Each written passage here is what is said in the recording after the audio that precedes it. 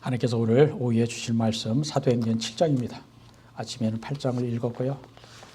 빌립 집사님의 전도 이야기였는데 그 바로 앞장 사도행전 7장 스데반의 이야기입니다. 바라기는 제 설교보다 사실 이 스데반의 설교를 직접 읽는 것이 훨씬 더 좋지 않을까 하는 생각을 하게 되지만 60절 되는 거 읽다 보면 또 한 10분 걸릴 거고요. 읽을까요, 그냥? 읽어요? 그 스데반의 설교가 참 베드로 설교 꼭 비교해서가 아니라 베드로 설교 못지않게 아니면 어떤 면에서는 베드로 설교보다 더 참 창세기부터 시작해서 출애굽기 또 여호수아 또 하여튼 그 뒤에 이어지는 그 솔로몬 이야기까지 이스라엘의 그 역사를 꿰뚫는 그러한 명설교를 한 번 하고 순교하셨습니다. 참 안타깝죠?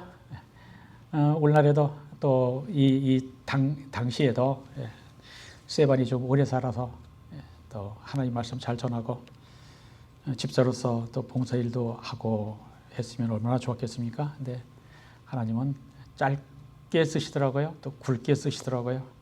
자, 제가 본문은 54절부터 60절 스데반이 순교하는 그 장면만 선택해 놓았는데 1절부터 다들 성경 갖고 오셨죠? 저하고 교독에서 한번 스데반을 존중하는 의미에서 한번 교독에서 읽도록 합니다. 제가 먼저 읽을게요. 대제사장이 이르되 이것이 사실이냐? 스데반이 이르되 여러분 영들이여 이옵소서. 우리 조상 아브라함이 하나님께 전 메소포타미아에 있을 때 영광의 하나님이 그에게 보여 이르시되 내 고향과 친척을 떠나 내가 네게 보일 땅으로 가라 하시니 아브라함이 갈대아 사람의 땅을 떠나 하나님과 하다가 그의 아버지가 죽음에 하나님이 그를 거기서 너희 지금 사는 이 땅으로 옮기셨느니라. 그러나 여기서 발 붙일 만한 땅도 위협으로 주지 아니하시고 다만 이 땅을 아직 자식도 없는 그와 그의 후손에게 소유로 주신다라고 약속하셨으며 하나님이 그와 같이 말씀하시되 그 후손을 다른 땅에서 나누려니 그 땅 사람들이 종으로 삼아 400년 동안을 괴롭게 하리라 하시고 또 이르시되 종 삼는 나라를 내가 심판하리니 그 후에 그들이 나와서 이곳에서 나를 섬기리라 하시고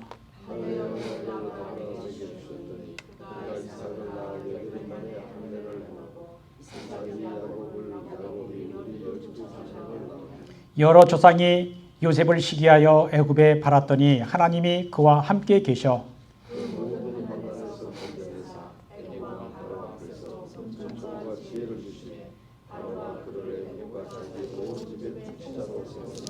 그때 애굽과 가나안 온 땅에 흉년이 들어 큰 환란이 있을세 우리 주상들이 양식이 없는지라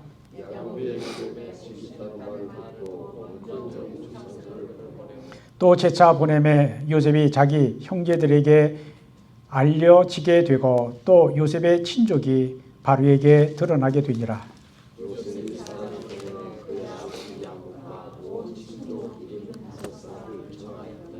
야곱이 애굽으로 내려가 자기와 우리 조상들이 거기서 죽고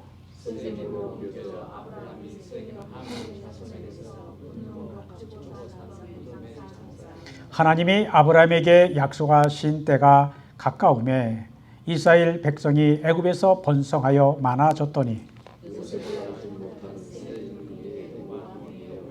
그가 우리 족속에게 교활한 방법을 써서 조상들을 괴롭게 하여 그 어린아이들을 내버려 살지 못하게 하려 할세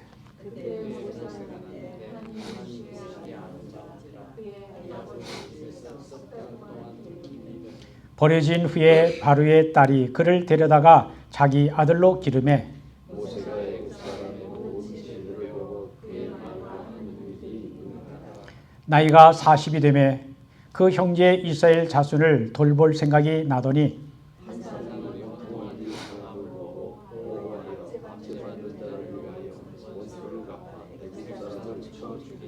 그는 그의 형제들이 하나님께서 자기의 손을 통하여 구원해 주시는 것을 깨달으리라고 생각하였으나 그들이 깨닫지 못하였더라. 이튿날 이스라엘 사람들이 싸울 때 모세가 와서 화해시키려 하여 이르되 너희는 형제인데 어찌 서로 해치느냐. 그 동물을 해치는 사람이 모세를 밀어뜨려 이르되 누가 너를 관리와 재판장으로 우리 위에 세웠느냐? 내가 왜는 애국 사람을 죽이고 또 너를 죽이고자 모세가 이 말 때문에 도주하여 미디안 땅에서 나그네 되어 거기서 두 아들 둘을 낳으니라. 40년 전에 첫째가 시내산 방향 가시나무 떨기의 불꽃 가운데서 내게 모세가 그 광경을 보고 놀랍게 여겨 알아보려고 가까이 가니 주의 소리가 있어 나는 내 조상의 하나님 즉 아브라함과 이삭과 야곱의 하나님이라 하시니 모세가 무서워서 그를 바라보지 못하고 주께서 이르시되 네 발에 신을 벗어라 네가 서 있는 곳은 거룩한 땅이니라. 내 백성이 애굽에서 괴로운 마음을 내어 시기고 그 단식하는 소리를 듣고 그들을 구원하려고 하니 이제 내가 너를 애굽으로 보내리라 하시니 그들의 말이 누가 너를 관리와 재판장으로 세웠느냐 하면 거절하던 그 모세를 하나님은 가시나무 떨기 가운데서 보이던 천사의 손으로 관리와 속량하는 자로서 보내셨으니 이 사람이 백성을 인도하여 나오게 하고 애국과 홍해와 광야에서 40년간 기사와 표적을 행하였느니라. 이스라엘 자손에 대하여 하나님이 너희 형제 가운데서 나와 같은 선자를 세우리라 하던 자가 곧 이 모세라. 신의 산에서 말하던 그 천사는 우리 조상들과 하나님의 교회에서 또 살아있는 말씀을 받아 우리에게 주던 자가 이 사람이다. 우리 주상들이 모세에게 복종하지 아니하고자 하여 거절하며 그 마음이 도리어 애굽으로 향하여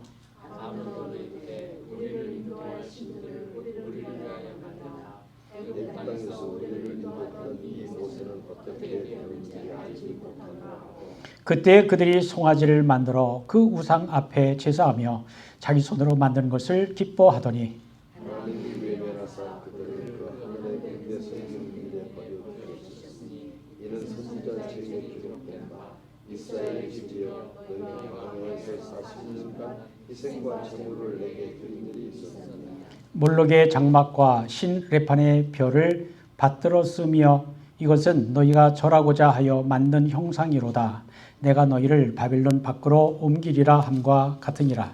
광야에서 우리 조상들에게 증거의 장막이 있었으니 이것은 모세에게 말씀하신 일을 하사 그가 본 그 양식대로 만들게 하시니 우리 주상들이 그것을 받아 하나님이 그들 앞에서 쫓아내신 이방인의 땅을 점령할 때 여호수아와 함께 가지고 들어가서 다윗 때까지 이르니라. 다윗이 하나님 앞에서 은혜를 받아 야곱의 집을 위하여 하나님의 처소를 준비하여 있게 하여 하였느니 솔로몬이 그를 위하여 집을 지었느니라. 그러나 지금 신이는 손으로 지으신 곳에 계시지 아니하시니 선지자가 말하라. 주께서 이르시되 하늘은 나의 보좌여 땅은 나의 발등상이니 너희가 나를 위하여 무슨 집을 짓겠으며 나의 안식할 처소가 어디냐. 이 모든 것이 다 내 손으로 지은 것이 아니냐 하노라. 목이 곧고 마음과 귀에 할 일을 받지 못한 사람들아 너희도 너희 주상과 같이 항상 성령을 거스르는도다. 너희 조상들이 선지자들 중에 누구를 박해하게 하느냐. 의인이 오시리라 예고한 자들을 그들이 죽였고 이제 너희는 그 의인을 잡아줄 자야 살인한 자가 되나니 너희는 천사가 전한 율법을 받고도 지키지 아니하였도다 하니라. 그들이 이 말을 듣고 마음이 찔려 그를 향하여 이를 갈더니 스데반이 성령 충만하여 하늘을 우러러 주목하여 하나님의 영광과 및 예수께서 하나님 우편에 서신 것을 보고 인자가 하나님 우편에 서신 것을 보더라. 그들이 큰 소리를 지르며 귀를 막고 일제히 그에게 달려들어 성 밖으로 내치고 돌로 치되 증인들이 옷을 벗어 사울이라는 증거를 팔아 베끼니라. 그들이 돌로 스데반을 치니 스데반이 부르짖어 이르되 주 예수여 내 영혼을 받으시옵소서 하고 무릎을 꿇고 크게 불러 이르되 주여 이 죄를 그들에게 돌리지 마옵소서. 이 말을 하고 삽니다. 하나님의 말씀입니다. 오늘 본문은 스데반 순교의 이야기입니다. 스데반 이 누굽니까? 예수님이 승천하신 후 성령을 보내주신다라는 주님의 약속을 믿고 간절히 기도하던 중에 오순절에 성령이 강림하여 예루살렘 교회가 시작이 되었습니다. 그런데 가난한 과부들을 돕는 구제 문제로 예루살렘 교회 안에 갈등이 생겼을 때에 사도들은 성령과 지혜가 충만하여 칭찬받는 사람 7을 택하여 집사로 세우고 구제의 일을 맡겼는데 그때 세워진 7 집사 중에 한 사람, 그것도 첫 번째로 거명되는 사람이 스데반입니다. 그런데 스데반 집사는 구제하는 일만 한 사람이 아니었습니다. 그는 믿음과 성령이 충만하여 성경 말씀과 하나님의 구원 역사를 누구보다 잘 알았던 사람입니다. 거기다가 말씀을 전하는 설교의 능력까지 뛰어났던 사람입니다. 우리는 오늘 사도행전 7장 전체를 60절이죠. 교독에서 읽었는데 하나님에 대한 이스라엘 백성의 배반과 불순종의 역사를 길게 설교합니다. 어쩌면 이 내용보다 더 길었을 수도 있죠. 그런데 이 사도행전을 기록한 의사 누가는 그 스데반의 설교에 빼놓을 수 없는 핵심만을 기록했을 것 같습니다. 하나님이 이스라엘 민족의 조상 아브라함을 우상 숭배가 성하던 메소포타미아 갈대아 우르에서 불러내시고, 그것은 창세기 12장에 잘 나오죠.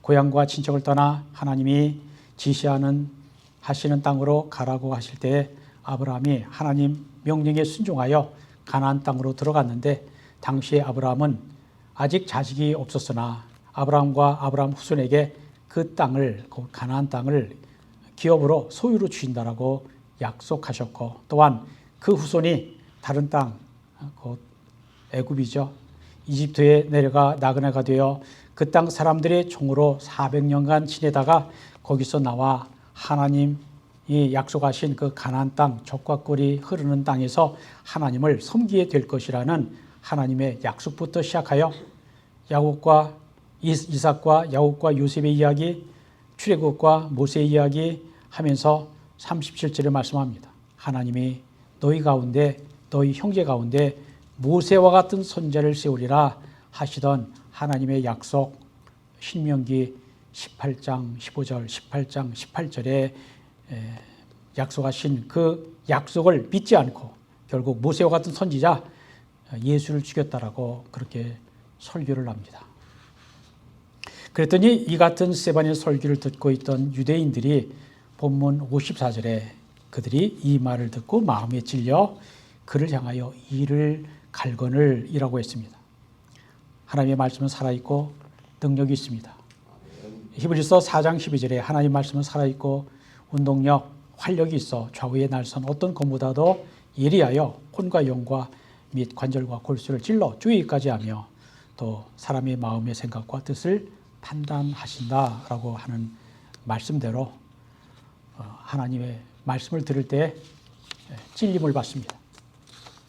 하나님의 말씀은 말씀에 순종하지 않는 사람들의 마음을 찌르는 것입니다.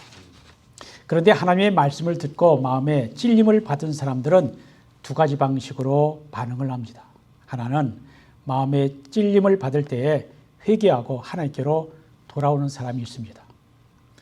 베드로의 오순절 설교에 마음에 찔림을 받은 사람들이 형제들아 우리가 어찌할꼬 하며 회개했습니다. 그들이 이 말을 듣고 마음에 찔려 베드로와 다른 사도들에게 물어 이르되 형제들아 우리가 어찌할꼬 하면서 가슴을 치며 어떻게 하면 구원받을 수 있겠느냐, 우리가 예수를 십자가에 못 박아 죽였는데 어떻게 해야 되겠느냐라고 하면서 회개하는 사람들이 있는 겁니다. 또 하나의 반응은 마음에 찔림을 받았을 때 회개하지 않고 오히려 더 이를 갈면서 더 악한 행동을 하는 것입니다. 오늘 본문에 나오는 유대인들은 스데반의 설교를 듣고 마음에 찔림을 받았지만 회개하지 않고 스데반을 향하여 이를 갈았습니다. 그리고 그들은 스데반을 돌로 쳐 죽였습니다. 말씀을 듣고도 회개하지 않으면 이를 갈고 미워하고 증오하게 되고 결국 사람을 죽이기까지 하는 것입니다. 미움과 증오는 결국 사람을 죽이는 살인을 낳게 되는 것입니다. 스데반은 예루살렘 교회 최초의 순교자가 됩니다. 스데반은 집사였으나 12사도들보다 먼저 순교자가 됩니다. 순교는 아무나 하는 것이 아닙니다. 순교는 하나님께서 특별히 허락하신 자만이 할 수가 있습니다. 순교는 하나님을 사랑하고 하나님 앞에서 순결하고 깨끗하여 하나님께서 받으실 만한 사람이 순교할 수 있습니다. 스데반은 하나님이 기쁘게 받으실 만한 믿음의 사람이었습니다. 그런데 오늘 본문에는 우리가 주목해 봐야 할 단어가 하나가 나옵니다.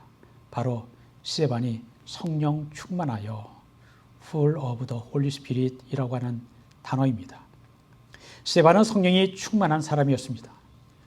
우리의 믿음 생활은 성령 충만해야 합니다. 성령 충만하지 않으면 신앙생활에 힘이 없고 능력이 없고 예수 믿는 재미나 활력이 없습니다.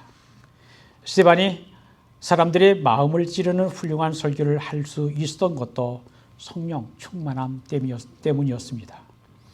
베드로가 오순절 날에 뛰어난 설교를 할 수 있었던 것도 베드로가 본래 말재주가 있고 지식이 많아서 설교를 잘한 것이 아니라 오직 성령 충만했기 때문입니다. 성령 충만하면 그와 같은 놀라운 일들이 일어납니다.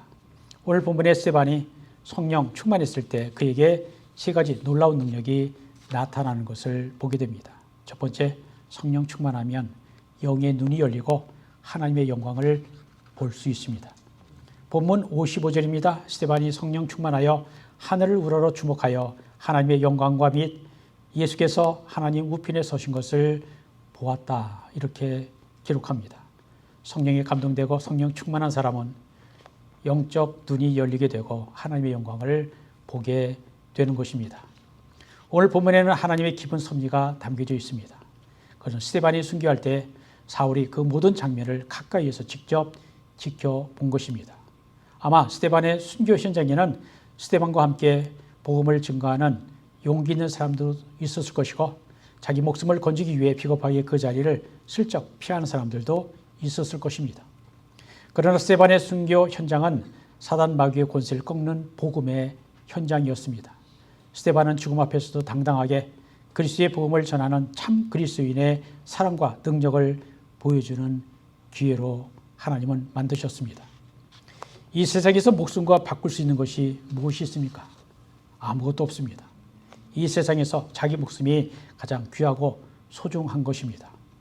그러나 예수 그리스도의 복음 앞에서 당당하게 자기 목숨 내놓고 죽음을 영광스럽게 받아들인 스데반의 모습은 사울에게는 큰 충격과 도전이었을 것입니다.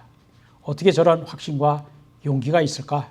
그가 정말 미친 사람이 아니라면 뭔가 진실함이 있지 않을까? 그의 마음에는 동요가 일어났을 것입니다.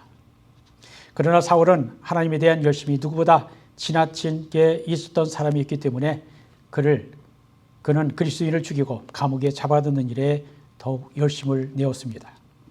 사울이 그리스도인들을 잡아들이는 체포영장을 대제사장에게서 받아서 다메섹을 향하여 가고 있을 때 갑자기 하늘에서 강한 빛이 그를 둘러 비추었습니다. 그 일로 인하여 사울은 3일 동안 눈은 떠 있으나 아무것도 보지 못하게 되었습니다. 여기에는 하나님의 기쁜 뜻이 있었습니다. 사울은 많이 배운 사람입니다. 그는 이성이 강한 사람입니다. 이성의 힘이 강한 사람은 자기 주장과 확신이 강합니다. 그런 사울이 스데반의 순교 현장을 목격한 뒤에 그는 아마도 개인적으로 큰 충격을 받았을 것입니다. 율법에 따라 돌에 맞아 죽임을 당하는 순간에도 당당하고 평안하며 오히려 돌로 치는 자들을 진심으로 용서하는 스데반의 모습을 보면서 그는 많은 것을 생각했을 것입니다. 그리고 그가 다메섹 도상을 걸으면서 많은 영적 갈등을 느끼고 있었을 것입니다.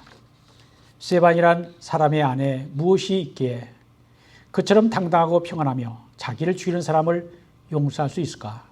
많은 생각과 고민을 했을 것입니다.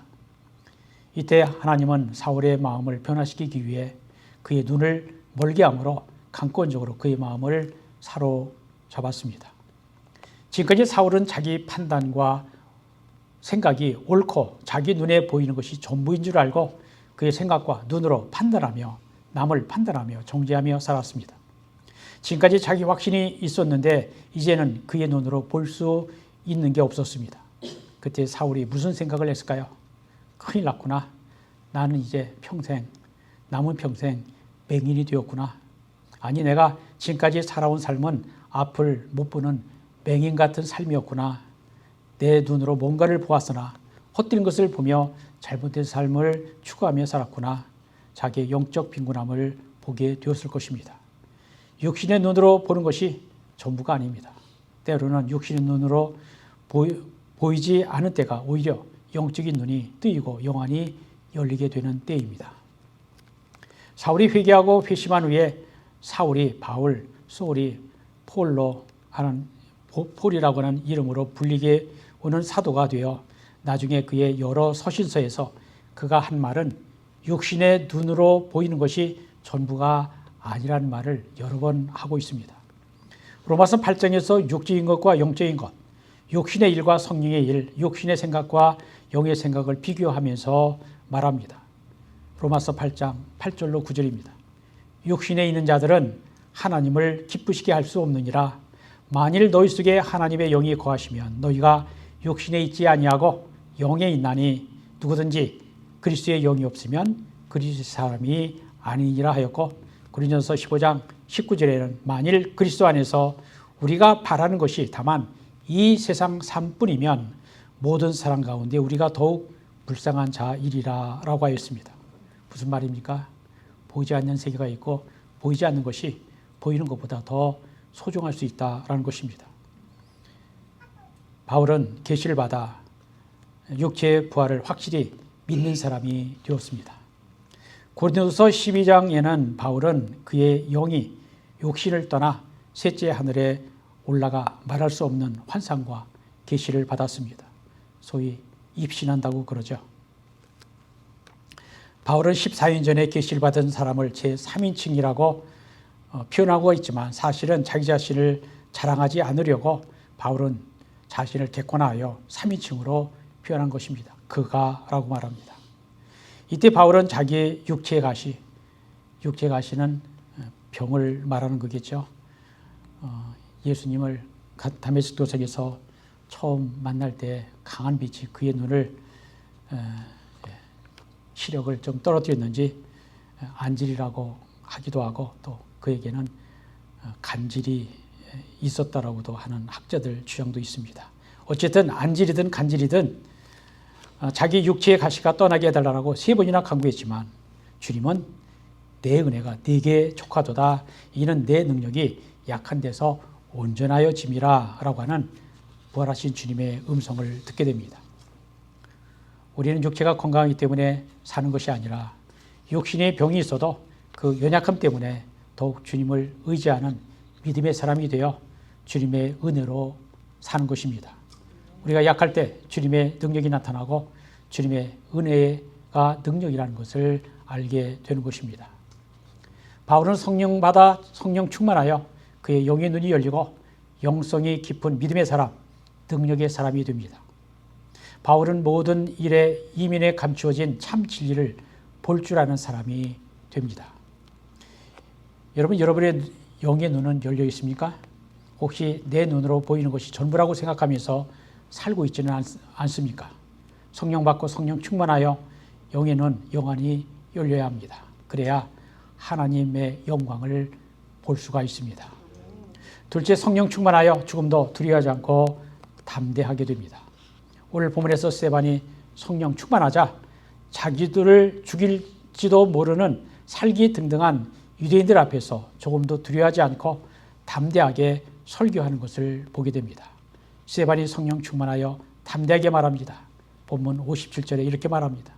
말하되 보라, 하늘이 열리고 인자가 하나님 우편에 서신 것을 보노라. 다른 사람들 이 광경 보았을까요? 유대인들이 보았을까요? 스데반만 보았을 겁니다.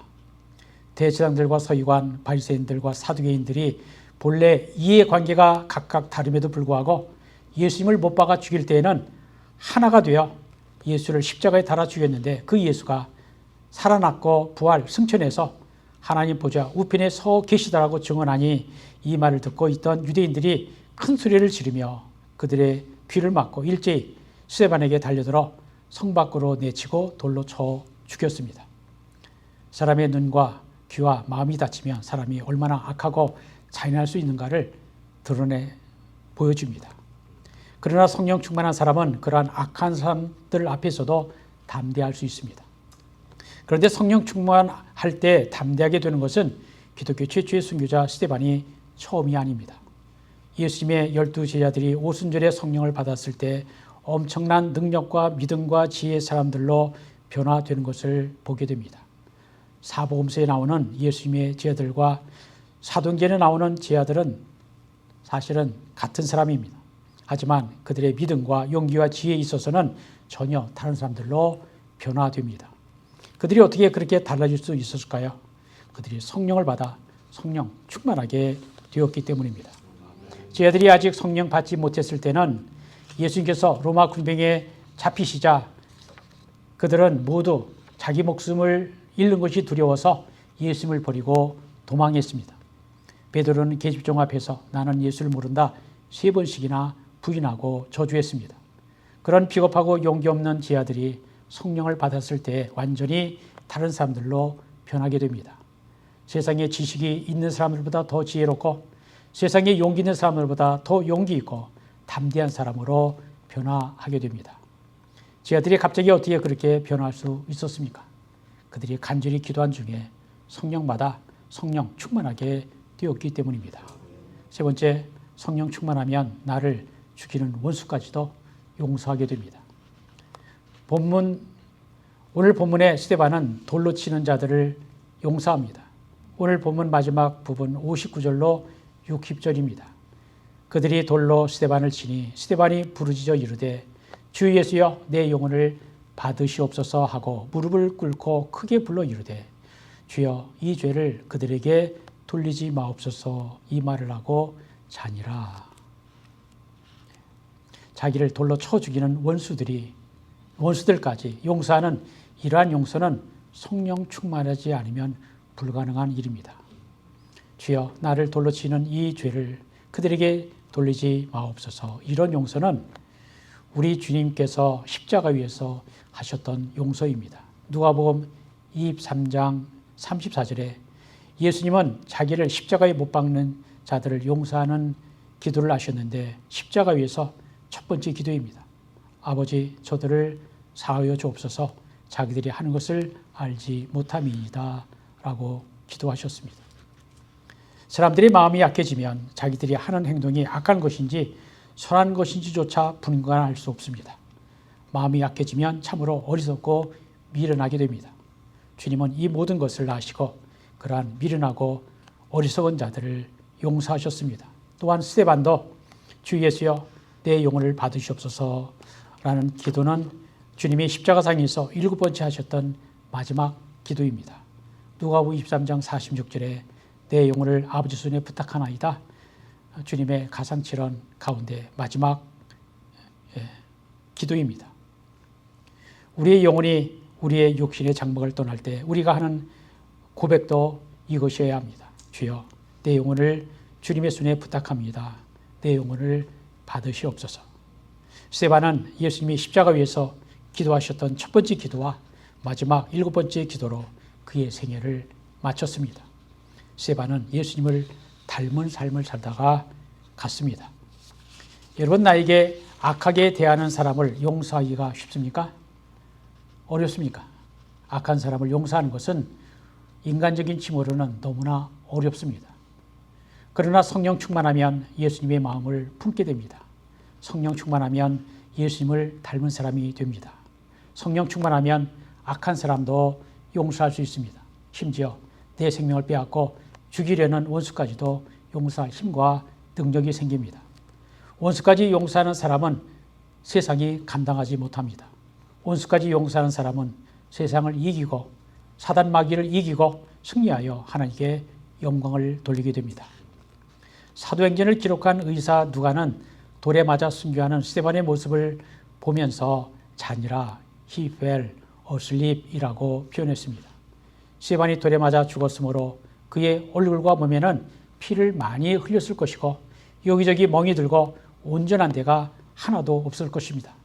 그러나 스데반은 주님이 힘주시고 평화 주시는 그 능력으로 죽지 않고 잠이 들었습니다. 그가 어떻게 되었을까요? 하늘나라 천국에서 깨어나 주님 품에 안겼을 것입니다. 오늘 본문 58절을 보면 돌로 스데반을 치는 사람들의 옷을 사울이라고 하는 청년 발 앞에 두었다라고 했습니다.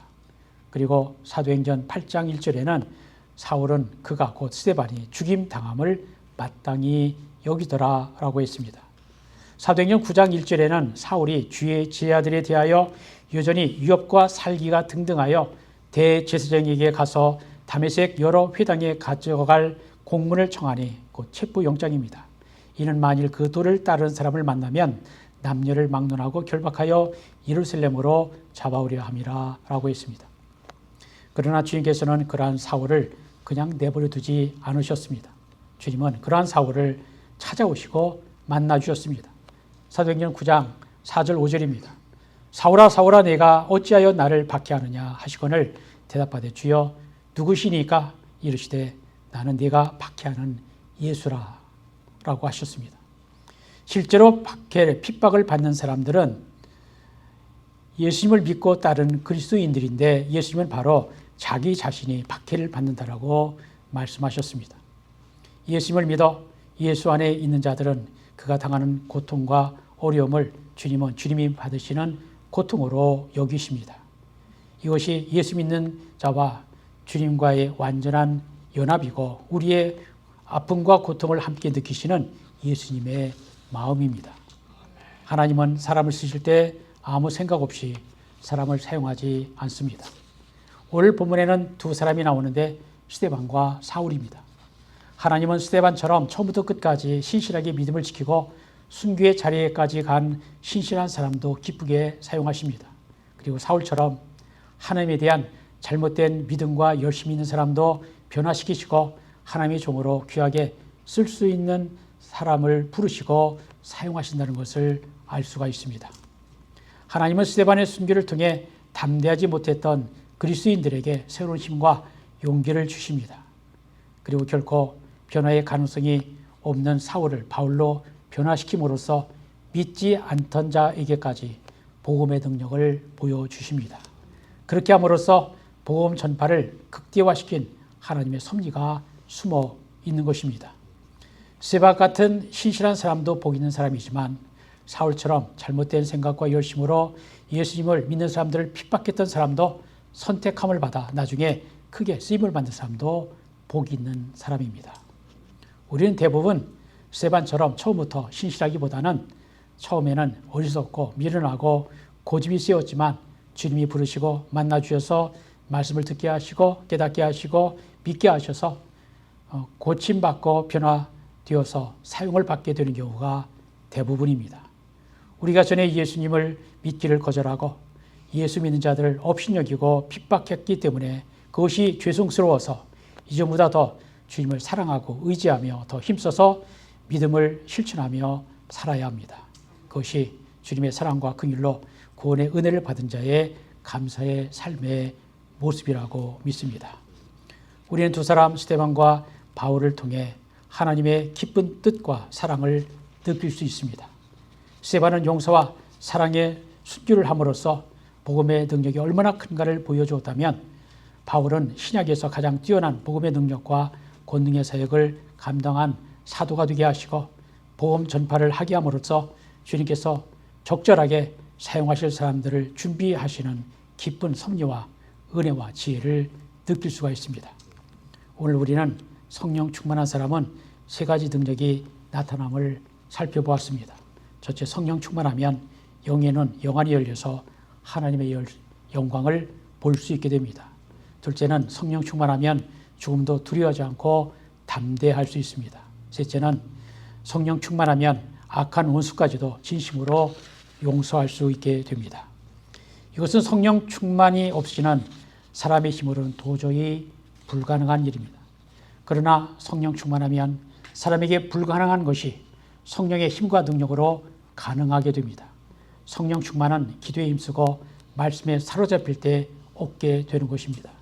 성령 충만은 성령님의 감동과 지시와 깨닫게 하심과 명령에 순종하는 것입니다.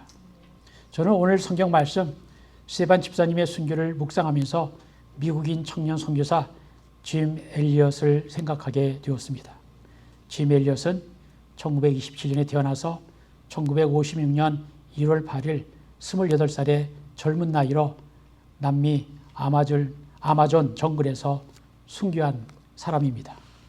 짐 엘리엇은 시카고의 위튼 칼리지를 수석으로 졸업했습니다. 그는 세상에서 좋은 직업을 선택해서 안정된 삶을 살 수도 있었습니다. 그러나 그는 선교사의 부름에 응답하고 남미 에콰도르 아마존 지역의 선교사로 자원합니다. 짐 엘리엇이 간 곳은 수백 년 동안 외부인들을 죽여왔던 잔인한 아우카 부족이 살고 있는 지역이었습니다. 짐 엘리엇은 아마존 원주민들에게 복음을 전하기 위해 경비행기를 타고 아마존 정글에 들어갔습니다. 그러나 그들이 원주민들에게 복음을 전하기도 전에 창과 도끼로 죽임을 당합니다. 짐 엘리엇과 함께 간 그의 4명의 친구들도 모두 살해되어 강에 버려진 채 발견됩니다. 그런데 놀라운 것은 그들의 손에는 호신용 권총이 쥐어져 있었지만 그 총으로 원주민들을 살해하지는 않았다는 것입니다. 짐 엘리엇은 다음과 같은 유명한 말을 남깁니다. 그 말은 아마존 원주민에게 복음을 전하러 갔다가 그의 노트에 적어놓았던 말인데 이런 말입니다. 잃어버릴 수 없는 것을 얻기 위해 지킬 수 없는 것을 버리는 것은 결코 어리석은 자가 아니다. 영어 본래 표현은 이렇습니다. He is no fool who gives what he cannot keep to gain that which he cannot lose. 잃어버릴 수 없는 것은 예수 그리스도의 구원과 영원한 생명이고 지킬 수 없는 것은 우리의 육체의 목숨과 관련된 것입니다. 총망을 받던 젊은 인재들이 선교지에서 복음을 전해보지도 못하고 목숨을 잃자 당시 시카고 신문들은 얼마나 불필요한 낭비인가 What a unnecessary waste라는 제목으로 선교를 비난하는 기사를 썼다고 합니다. 그때 짐 엘리엇의 아내 엘리자벳은 이렇게 말했습니다. 말씀을 삼가십시오. 낭비라니요. 내 남편의 죽음은 낭비가 아니었습니다. 그는 전생애를 이것을 위해 준비했던 사람입니다. 바로 이 시간을 위해 살아왔던 사람입니다. 그는 하나님께서 주신 자신의 책임을 수행하고 생애 목표를 달성하고 죽은 행복한 사람입니다. 라고 했다는 것입니다. 짐 엘리엇의 아내 엘리자벳은 간호 훈련을 받고 1년 후 바로 그 아우카 부족이 사는 곳으로 들어갔습니다. 다행히 아우카 부족은 남자만 죽이는 부족이었습니다. 그녀는 5년 동안 그곳에서 살면서 섬겼습니다.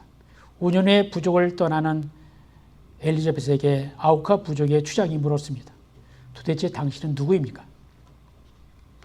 엘리자벳이 말합니다. 나는 당신들이 5년 전에 죽였던 그 남자의 아내입니다. 남편이 당신들을 향해 가지고 있던 그 사랑을 당신들에게 전하기 위해 제가 이곳에 다시 왔습니다. 그 수십 년이 지난 후 아우카 부족의 마을에는 수백 개의 교회가 생겨났고 짐 엘리엇의 순교한 그 마을 교회 담임 목사가 바로 짐 엘리엇의 아들이었습니다. 더 놀라운 것은 그 교회에서 장로와 교사로 섬기는 사람들이 바로 짐 엘리엇과 그의 친구들을 죽인 사람들이었다는 것입니다. 짐 엘리엇과 그의 친구들의 죽음은 하나님의 복음을 위해 죽는 것이 불필요한 낭비가 아니라 얼마나 거룩한 낭비인가를 우리에게 교훈해 줍니다. 순교는 아무나 하는 것이 아닙니다. 순교는 하나님의 사랑을 아는 자만이 가능하며 순교는 성령 충만한 자만이 가능한 것입니다. 우리가 스데반처럼 순교자의 반열에 들지 못할지라도 바울처럼 과거의 잘못을 회개하고 순교의 각오로 주님의 귀한 복음을 전하는 전도자들이 될 수 있기를 우리 주님의 이름으로 축원드립니다. 기도합니다. 하나님 감사합니다. 오늘 아침에는 사도행전 8장 빌립 집사님, 전도자 집사님의 말씀을 들었고 또 이 오후에는 사도행전 7장 스데반 집사님의 순교 이야기를 들으며 우리 자신을 돌아봅니다. 주님, 우리가 빌립 집사님이나 스데반 집사님처럼 온전히 주님 앞에 드려지는 제물이 되기를 원하지만 또 그렇게 우리의 소원대로 되지 못하는 우리의 형편인 것을 또 생각해 봅니다. 그 반면 바울이 되기 전 청년 사울은 예수 믿는 사람들을 하나님에 대한 열심이 있지만 하나님을 바로 알지 못해서 오히려 예수님과 예수님을 따르는 자들을 핍박하고 죽이고 감옥에 가두고 못된 짓을 다 하던 사람이 예수님을 만난 후에는, 성령을 받은 후에는 완전히 변화되어 예수님을 진정으로 따르고 또 그 예수를 전하는 자, 눈에 보이는 것이 전부가 아니라 보이지 않는 것이 더 소중한 것이다 라고 하는 것을 가르칠 수 있도록